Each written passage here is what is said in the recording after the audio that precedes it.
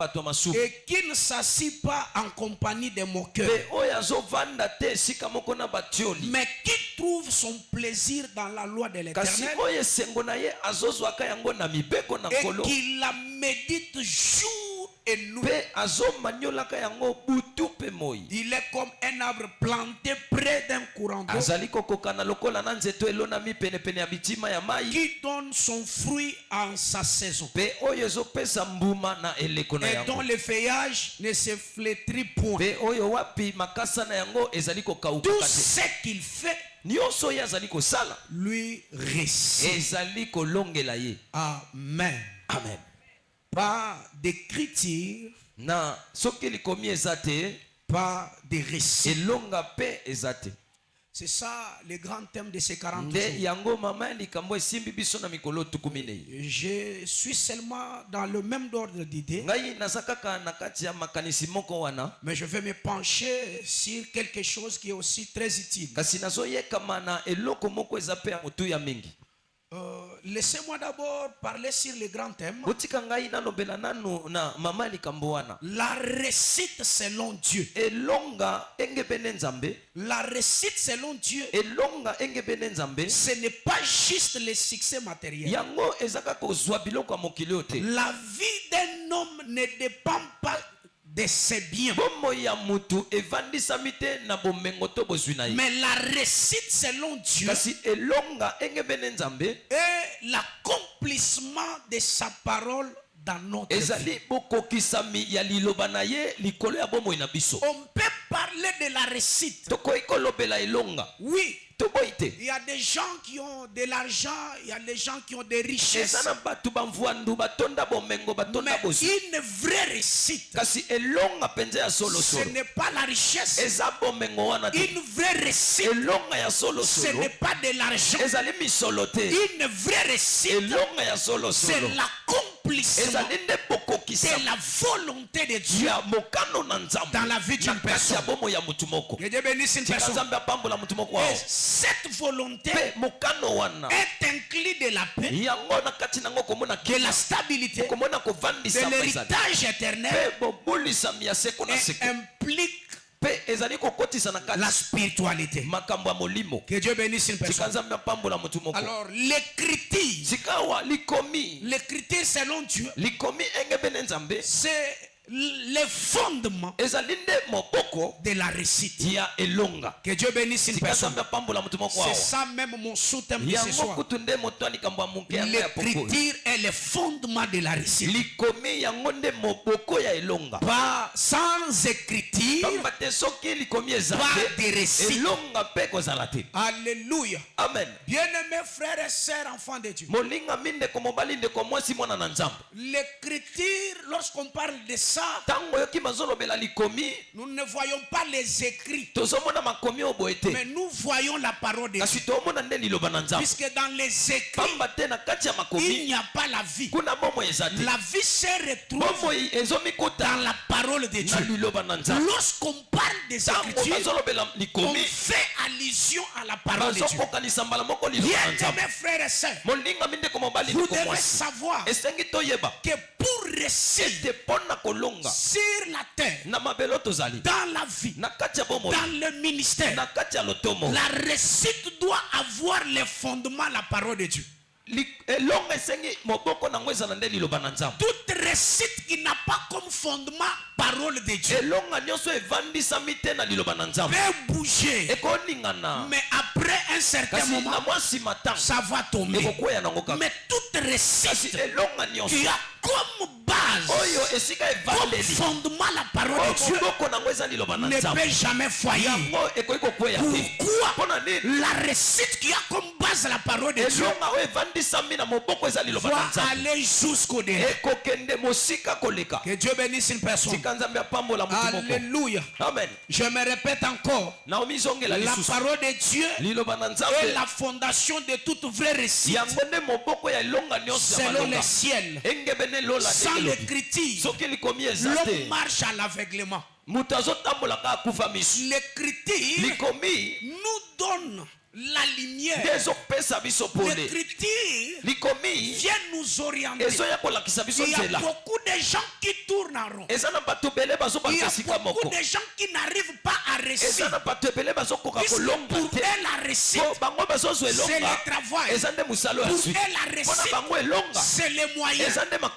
Voilà pourquoi tu peux voir quelqu'un qui a travaillé 10 ans, 20 ans. Mais lorsque tu regardes sa vie, tu ne crois pas que cette personne travaille. Alors la réussite, ce n'est pas les efforts physiques. Prenons Josué, le livre que nous venons de lire. La Bible dit ceci: après la mort de Moïse, serviteur de Dieu, Dieu vient à Josué. Il dit à Josué, serviteur de Moïse, mon serviteur est mort. Maintenant c'est toi. Fortifie-toi. Ne pleure pas comme tout le monde. Ce peuple ne doit pas se limiter en cours de route.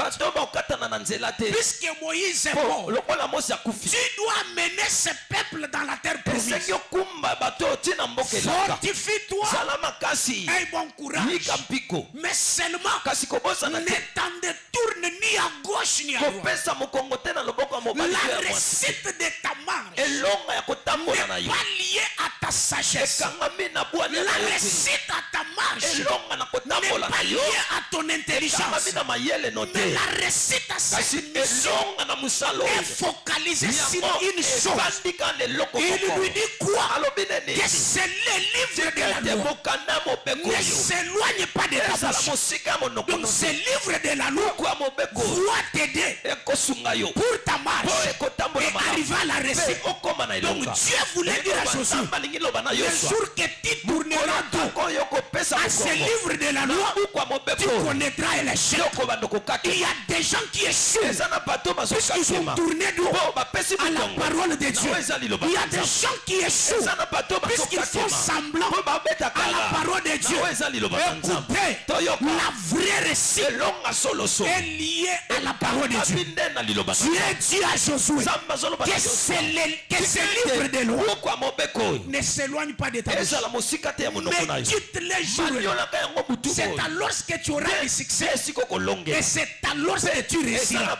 Donc ta réussite est liée à ça. Dieu bénisse une personne. Alléluia. Si nous voulons réussir dans le ministère, dans les affaires, dans le mariage, nous sommes appelés à prendre la parole de Dieu comme base.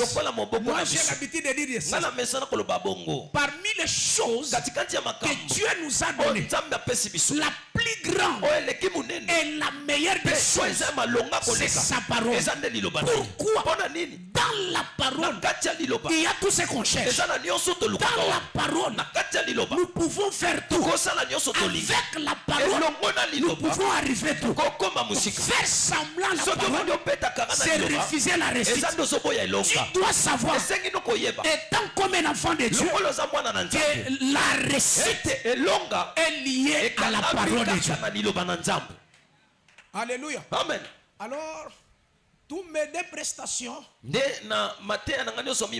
vais les carner sur cette pensée. Je parlerai de la parole de Dieu comme parole. Et je parlerai de la parole comme une personne. Sans écriture, nous allons marcher dans l'aveuglement. Sans direction ni protection. Dieu ne garantit la réussite que dans l'obéissance de sa parole. Alléluia. Amen. Alors je vais te donner quelques points qui vont nous aider à bien évoluer. Pourquoi la parole de Dieu est le fondement de la réussite? Pourquoi la parole de Dieu est le fondement de la réussite? Parce que la parole est la source de direction. C'est la parole qui nous oriente. C'est la parole qui nous éclaire. Lorsque nous avons la parole, nous ne pouvons pas marcher dans les ténèbres. C'est lui qui n'a pas la parole. Il est comme quelqu'un qui est dans les ténèbres. Essaie de fermer tes yeux et commence à marcher. Tu verras que tu ne marcheras pas facilement. Même s'il y a de l'argent côté de toi, du fait que tes yeux sont fermés, tu ne toucheras pas puisque tes yeux ne voient pas. Même si tu es en train de chercher le mariage, tu peux être beau ou belle, mais du fait que tu ne vois pas, le mariage peut être à côté de toi. Tu laisses le mariage ici pour aller chercher ça là-bas. Alors nous avons besoin de la parole comme base, comme fondement, puisqu'avec la parole, là où il y avait les ténèbres, là où il y avait des confusions, la parole nous éclaire. David dit en psaume 19 que ta parole est une lampe à mes pieds. Donc lorsqu'on est dans les ténèbres, la parole de Dieu nous éclaire. Donc il n'y a pas moyen de se tromper. Il n'y a pas moyen de tourner à rond. Si nous voulons être orientés, si nous voulons être guidés, si nous voulons réussir, que la parole soit le fondement. Dieu bénisse une personne. La parole va nous éclairer. La parole peut nous indiquer où mettre les pieds, où aller et quoi faire. Des fois, tu es en train de tituber. Tu ne sais pas par où commencer et par où terminer. Puisque la parole ne t'éclaire pas. Tu ne sais pas pourquoi tu n'es pas ici. Lisez la Bible. Les jeunes Samuel passaient nuit à l'église. Ils dormaient là. Puisque selon le vœu de sa mère, la mère avait dit à Dieu, si tu me donnes un garçon, je le consacrerai à toi. Et c'est comme ça lorsqu'Anna a mis son nom, il a pris Samuel, il l'a abandonné à l'église. Quand même Samuel était à l'église, la Bible dit, il ne connaissait pas Dieu.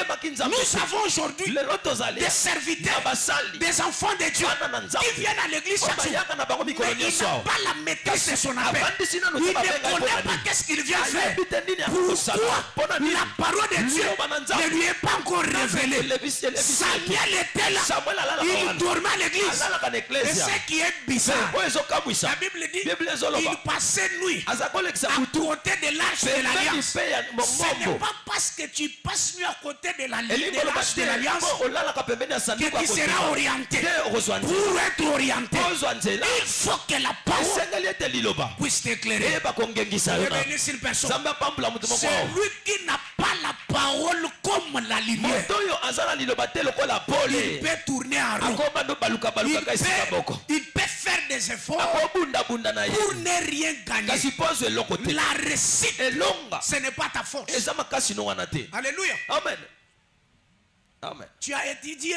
Tu as la force. Tu as des relations. Mais fais de la parole de Dieu ta base. Amen. Amen. Alléluia. Amen. Alors Samuel dormait là. Et la parole de Dieu ne lui était pas encore révélée. Samuel est devenu serviteur de Dieu lorsqu'on lui a révélé la parole. Donc, lorsque la parole vient, les yeux s'ouvrent. Lorsque la parole vient, nous ne restons plus dans les ténèbres. Bien-aimés frères et sœurs, même dans des activités, tu ne sais pas quoi faire. Aujourd'hui tu es dans les tomates. Demain tu vois les babouches. Le lendemain, puisque tu n'as pas la maîtrise de ce que tu as appelé à faire. David dit, ta parole est une lampe. Alléluia. Amen. Fais de la parole de Dieu ton fondement. La parole de Dieu va t'aider à la réussite. Tu te vois en retard. Puisque tu as tourné dos à la parole. Tu te crois perdant. Puisque tu fais semblant à la parole. Même si les gens de ton âge apparaissent comme s'ils sont loin de toi, cherche la parole. Il sera orienté. Et Dieu bénisse une personne. La parole t'aidera, te montrera quel chemin prendre, te montrera quoi faire. La parole de Dieu va t'orienter.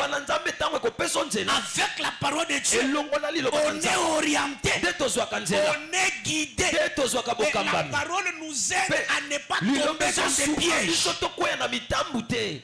Ta parole est une lampe à mes pieds. Pourquoi? Lorsque tu marches en cours de route, que tu ne puisses pas tomber.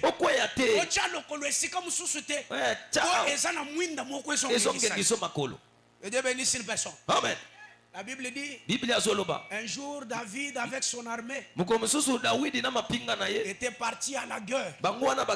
Et l'ennemi a profité par leur absence. Il est entré dans leur village.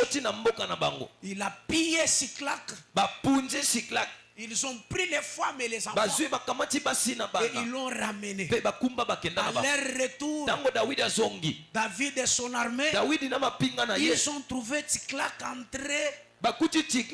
d'être brûlé. Et ils ont commencé à pleurer. David et toute son armée. La Bible dit, ils ont pleuré jusqu'à perdre même la force. Bien-aimés frères et sœurs, nous sommes encore sur la terre. Tout peut arriver. Nous avons des gens qui aiment beaucoup pleurer que faire ce qui est essentiel.